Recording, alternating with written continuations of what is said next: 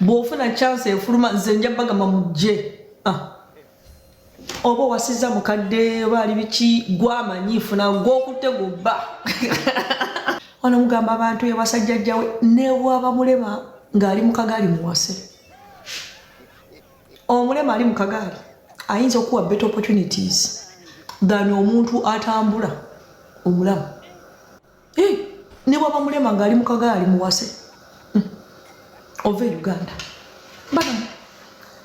ove Uganda onosindika omulema w'omunaazi ku makya bwekyevako anyway oera ogenda kuba shift tewaliwo otagenda kuba shift ove Uganda so that you have better opportunities.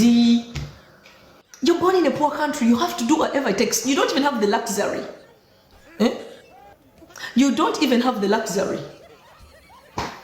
Okweronda omuntu kakuzala mu nsi enjavu toyina luxury kweronda.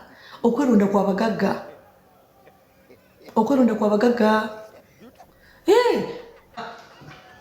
Bino temwagala biwulira mwagala kula ebirungi byokka. Abantu mu Uganda abantu bemwagomba abagagga be batono. You're looking at like 10% or even 10 tewera of the population ne mugyegomba. But abasigadde abantu baavu nnyo. Obera mu kampani otunulira abantu nga baavu nnyo bannange nokamba bannaabwe nga baavu.